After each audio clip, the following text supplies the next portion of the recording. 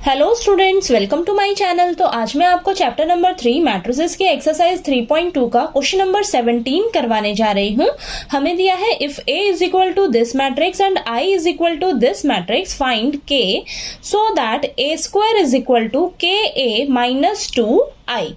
तो question number 17 में हमें A मैट्रिक्स दी हुई है और ये आइडेंटिटी मैट्रिक्स दे रखी है। ठीक है, हमें K की वैल्यू फाइंड आउट करनी है और हमें ये कंडीशन दे रखी है। ठीक है, तो हम क्या करेंगे, इस कंडीशन को सॉल्व करके हम K की वैल्यू निकालेंगे। ठीक है, तो चलिए स्टार्ट करते हैं। तो हमें दिया है A square is equal to KA minus 2I।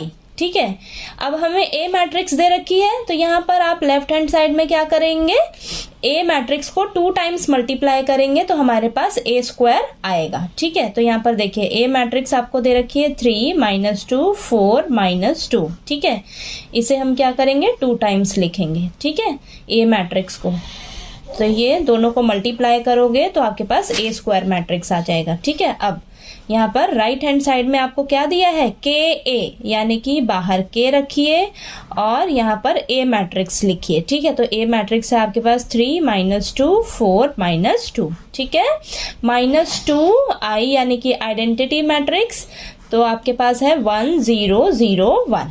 ठीक है, इतना क्लियर हुआ। अब चलिए इसको हम सॉल्व करते हैं। ठीक है, तो यहाँ पर इन दोनों मैट्रिसेस को आपस में मल्टीप्लाई करेंगे, तो मल्टीप्लाई करके लिखते हैं यहाँ पर फटाफट से। तो देखिए ये फर्स्ट रो फर्स्ट कॉलम, तो 3 3 9 माइनस 2 इंटू 4 माइनस 8। ठीक है, फिर फर्स्ट रो सेकेंड कॉलम, तो 3 into minus 2 minus 6 minus 2 into minus 2 plus का 4। ठीक है, सेकेंड रो फर्स्ट कॉलम, तो 4 3 12 minus 2 into 4 minus 8। Then second row second column 4 into minus 2 minus 8 minus 2 into minus 2 plus 4। ठीक है, इज इक्वल टू K को सभी element से multiply करके फटाफट से लिखते हैं, तो 3K minus 2K 4K minus 2K।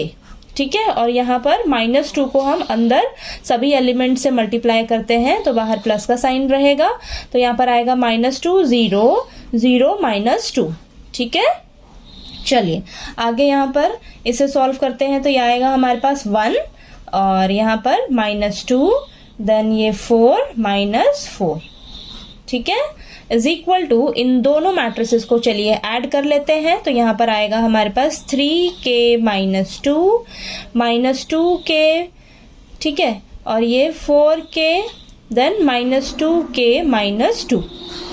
ठीक है, इतना क्लियर हुआ आपको। अब देखिए यहाँ पर ये मैट्रिक्स है और यहाँ पर ये 2/2 मैट्रिक्स है। ठीक है, दोनों 2/2 मैट्रिक्स है और बीच में हमारे पास इक्वल टू का साइन दिया हुआ है, यानी कि ये दोनों मैट्रिसेस एक दूसरे के इक्वल दी हुई हैं। ठीक है, अब ये दोनों मैट्रिक्स एक दूसरे के इक्वल है, यानी कि इनके करस्पॉन्डिंग एलिमेंट्स को हम आपस में कंपेयर करेंगे। ठीक है, तो इनके करस्पॉन्डिंग एलिमेंट्स को कंपेयर करके ना हम यहाँ से K का वैल्यू निकालेंगे। ठीक है, तो चलिए फटाफट से कंपेयर करते हैं।